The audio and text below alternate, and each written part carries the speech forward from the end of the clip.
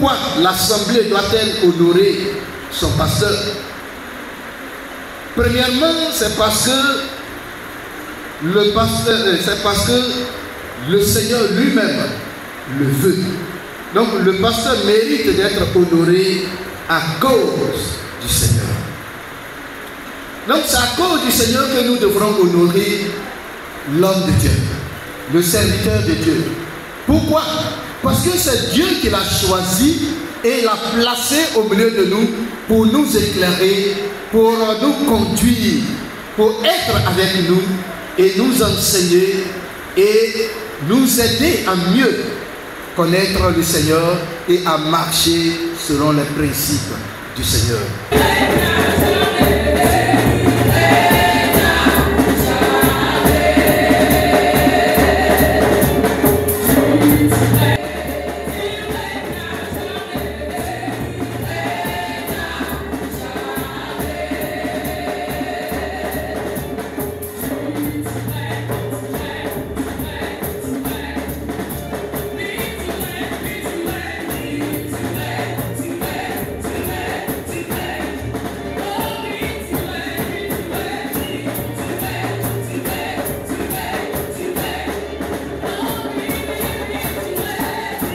Cette année, le 6 novembre 2022, l'église baptiste missionnaire de William Street Dopi a décidé d'honorer son serviteur en la personne du pasteur Amos et sa famille. Acclame le Seigneur.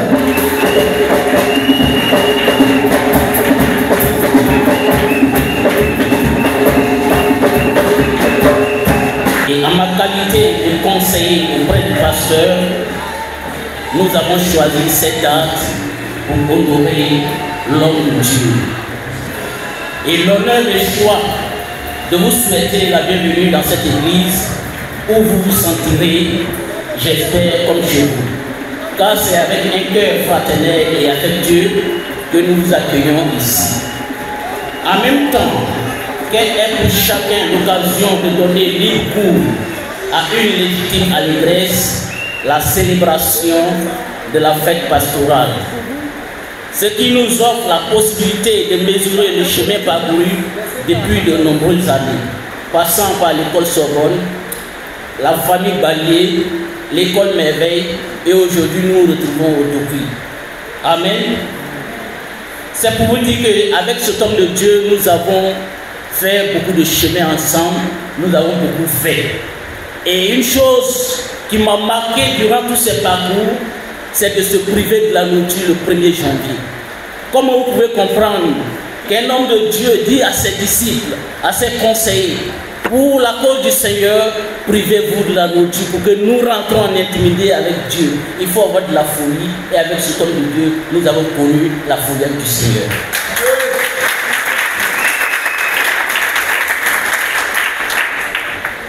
Bien-aimés, c'est aussi pour nous un moment de jeter un regard sur l'évolution probable de notre vie durant les années à venir. Il faut donc mettre du temps, il faut donc mettre son temps et son talent à la disposition du Seigneur aux côtés de l'homme de Dieu. Je ne suis pas apôtre, je le suis au moins pour vous, car vous êtes le sceau de mon apostolat dans le Seigneur.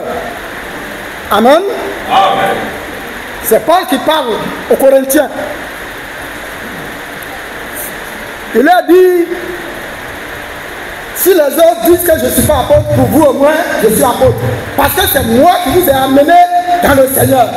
C'est moi qui vous ai évangélisé.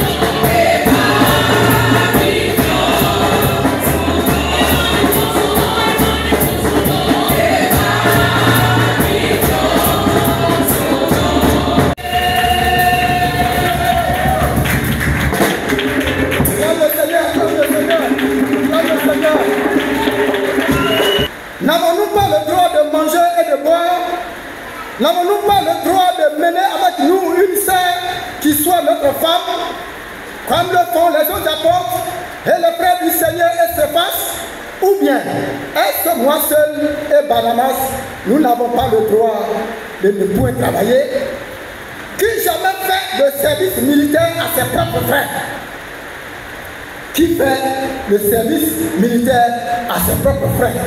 Qui va dire qu'il travaille cadeau? Amen. Amen.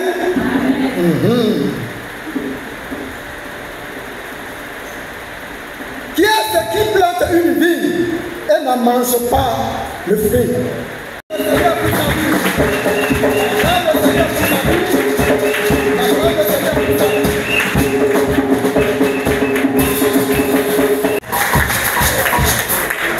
Nous sommes très heureux. Ce matin, en venant, nous sommes trois. Et l'organiste, à la dernière minute, a été empêché. Parce que nous sommes ici, deux. Mais notre maman est là, elle va nous tenir. Amen. Amen. On va chanter ensemble. Bon, c'est la vie, c'est la vie, c'est l'esprit. Jésus, les enfants,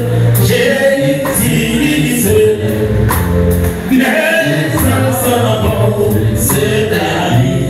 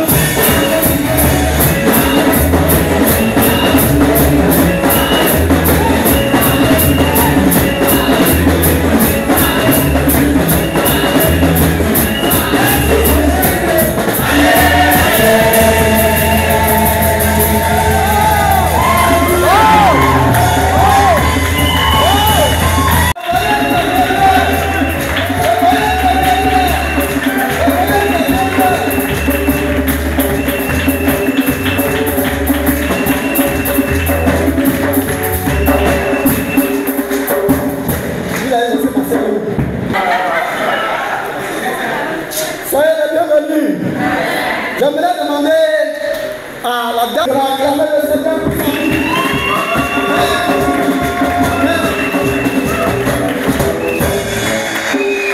Je disais tout à l'heure que nous sommes venus de nous lire ces passages-là avant qu'on appelle au pupitre celui qui est chargé de faire. N'acclame le Seigneur pour sa vie, pour notre vie, mais si c'était que... Donc,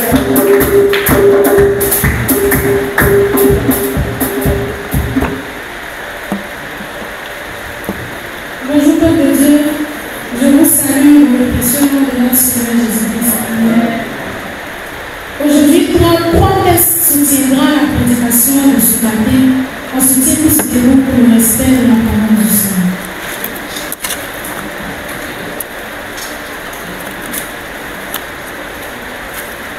Dans le livre de 1 Timothée, le verset 5, 1 Timothée, le chapitre 5, le verset 17.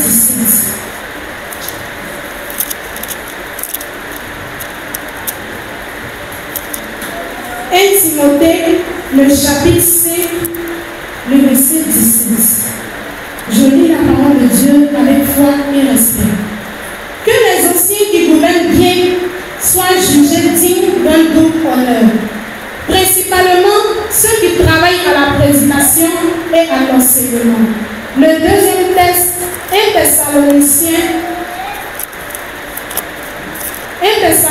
5, 12 à 13.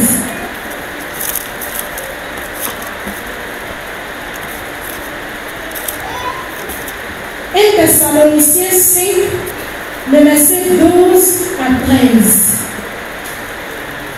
Or, nous vous prions, frères, d'avoir en considération ceux qui travaillent parmi vous et qui président sur vous selon le Seigneur et qui vous exhortent. À mon tour, vous dis merci. Merci à mes deux gens. On a bataillé fort pour que vous veniez. Ça n'a pas été facile. Il faut dire que je suis tombé sur le charisme de votre ministère quand nous sommes retrouvés pour la première fois au village. Et depuis ce jour-là, je me suis attaché à vous. Je souhaitais que vous voyez comment les choses sont, que vous veniez aussi m'épauler. Voilà. On aura de grandes choses à faire ensemble. Quand il y aura des cérémonies, je vous verrai comment vous inviter. Que Dieu vous bénisse. Donc je vous dis merci. Permettez-moi de vous présenter un personnage qui est pour moi un modèle. Nous allons copier parce qu'ils ont su à un moment donné, mais toute la jeunesse boit. Toute la jeunesse. Tous les villages boivent. Ils ont su mettre toute cette jeunesse-là au service du Seigneur. Et ils n'ont pas tenu compte des différentes communautés. Mais ils voulaient voir des jeunes bois sauvés qui servent le Seigneur. Et ils ont occupé donc les fonctions des premiers responsables. Et ils ont gardé la foi, ils ont été un modèle pour nous.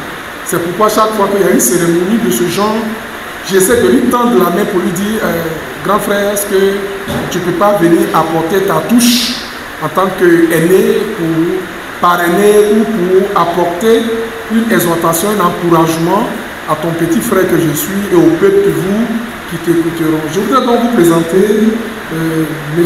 Agré Bénin.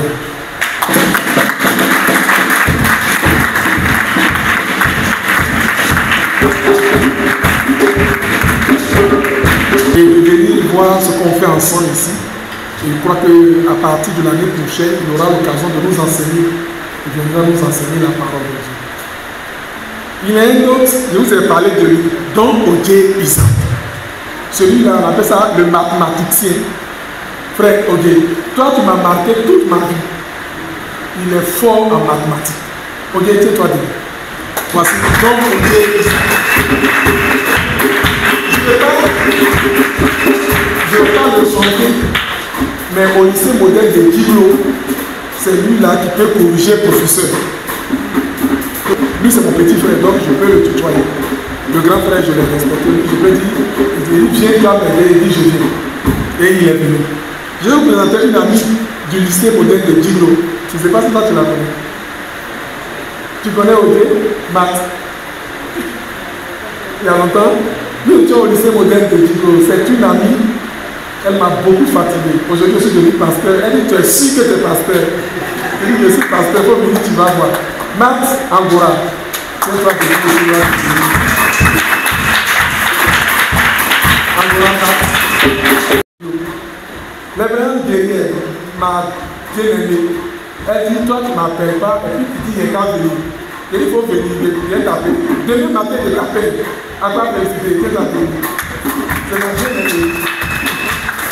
La grande guerrière, elles sont pour moi, elles sont jamais. La responsable de la grande guerrière, madame, ce sont des sœurs qui me tournent. Madame Athé.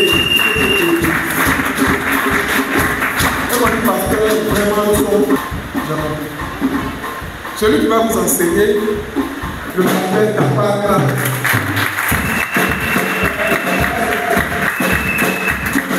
Il est aussi professeur à l'Institut. Il enseigne la théologie, tel que le jeune va vous enseigner ici. Je dis merci au couple pastoral de m'avoir associé à ce moment très très important. Que Dieu vous bénisse et qu'il arrose ce moment de sa grâce et de sa miséricorde. Je voudrais aussi saluer les serviteurs de Dieu, les mamans qui sont là, les papas qui sont là, les enfants qui sont là. Que vraiment Dieu vous bénisse et merci d'avoir choisi ce jour-là d'honorer le serviteur de Dieu. Cela est important lorsqu'on travaille et qu'à un moment donné, les hommes reconnaissent notre travail. C'est vrai que ce n'est pas ce qui est la priorité lorsque nous sommes des serviteurs de Dieu.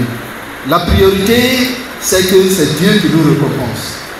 Mais Dieu n'empêche pas à ce que les hommes aussi puissent intervenir pour nous encourager dans l'œuvre que nous sommes en train de faire, parce que c'est auprès des hommes que Dieu nous a choisis pour travailler. Et quand tu travailles, et puis tu ne sens pas que le message passe, tu ne sens pas que tu es apprécié par le peuple que tu es en train d'enseigner ou au milieu duquel tu travailles, des fois ça apporte des découragements et ça fait perdre un peu l'onction parfois. C'est pourquoi ce moment est important. Comme le conseiller l'a dit dans son discours, ce n'est pas ce qui est donné qui est le plus important, mais c'est ce qui est fait qui est le plus important. Cette manifestation de l'amour pour prouver au couple pastoral que vous êtes avec nous. Et c'est ce qui est vraiment important. Pasteur, vous avez les salutations de mon épouse. Normalement, on devrait être là. Nous allons ensemble réfléchir ce matin et tirer quelques enseignements pour nous en tant que des chrétiens, en tant que des personnes parmi lesquelles Dieu a choisi quelqu'un pour nous conduire, pour nous diriger. Souvent, quand on travaille dans le travail séculier, tout et chacun s'attend à ce qu'on reconnaisse son travail et qu'on puisse l'encourager, qu'on puisse le féliciter. Et c'est pourquoi, quand on travaille la fin d'année, on a ce qu'on appelle souvent les bonus pour encourager les travailleurs à encore faire mieux. Malheureusement, dans le milieu chrétien, et surtout dans le milieu baptiste que je connais très bien, souvent on pense que le pasteur doit être comme Jean-Baptiste. Vous savez qui est Jean-Baptiste dans la Bible? On dit qu'il se nourrissait de quoi? De sauterelles, il n'a pas de maison. C'est pas ça? Donc, au baptiste avant, on était heureux de voir un pasteur comme ça. À ce moment-là, on dit, voilà, il fait bien le travail. Quand il marche On dit, voilà, il fait bien le travail. Le jour qu'il appelle, il paye le vélo là, on dit, hé, on dirait qu'il a abandonné le travail du Seigneur. Parce qu'on croit que l'appel de Dieu est un appel à vivre la misère. Et pourtant, comme on va le voir tout à l'heure, Dieu lui-même honore ses serviteurs. Ceux qu'il appelle à lui, il les honore et il ne les abandonne jamais. Le pasteur mérite d'être honoré par son assemblée.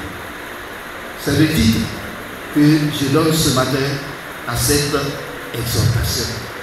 Le pasteur mérite d'être honoré par son assemblée, par le peuple parmi lequel il travaille. Ne désigne pas celui qui est nommé ancien dans l'Église puisse récompenser chacun de vous et qu'il puisse bénir l'œuvre de vos mains au nom de Jésus. Amen.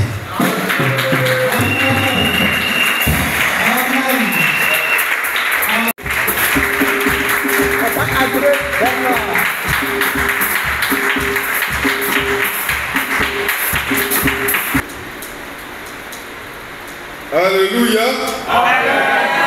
Alléluia. Gloire à Dieu. Par le Seigneur Jésus pour sa fidélité. Dans notre Seigneur, dans ce grand jour de joie. Sa promesse est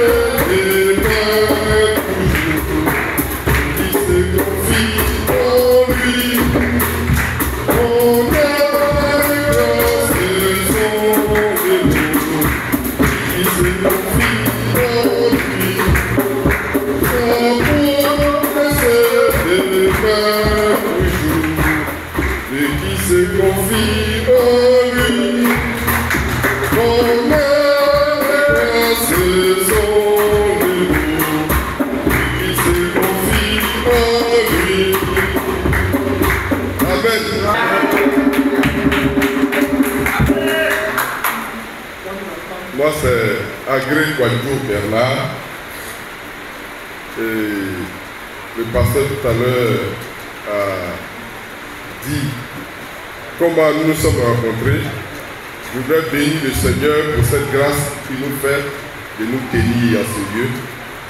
Je voudrais vous saluer au nom du Seigneur Jésus-Christ, vous transmettre des salutations de mon épouse et mes enfants qui devraient être avec nous, mais aujourd'hui c'est un jour vraiment spécial pour le Seigneur et ils sont partis à notre église, à l'église locale où il y a la moisson et puis donc moi je me trouve ici devant vous.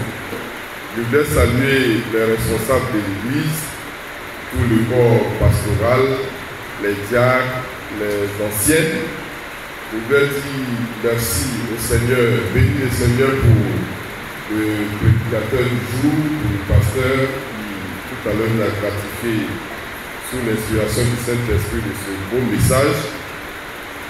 Et je voudrais dire aussi un grand merci à mon frère, je l'appelle le révérend, parce que je suis de l'église méthodiste. Notre histoire a commencé dans les années 85, 80 jusqu'à 90 par rapport à notre activité dans notre région. Nous avons eu un cri de cœur de rassembler le peuple de Dieu, les jeunes surtout, de les conduire dans le Seigneur. Et c'est ce que nous avons fait tant bien que mal.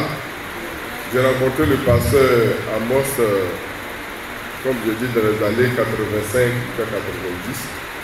Mais l'une des choses qui m'a marqué dans sa vie, c'est sa foi. Au pire des événements que nous avons traversés personnellement, il a été toujours présent. Et chaque fois, quand il parle, tu vois l'assurance, la détermination. Souvent, je me demande comment lui il fait.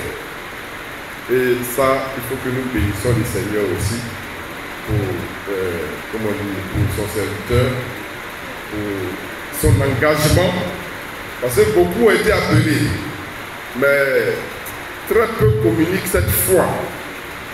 Et je pense que, comme la Bible dit que la foi c'est un don de Dieu, que le Seigneur continue d'arroser sa foi, d'arroser la foi de l'Église, pour que véritablement l'Église aille de l'avant et que les âmes soient sauvées.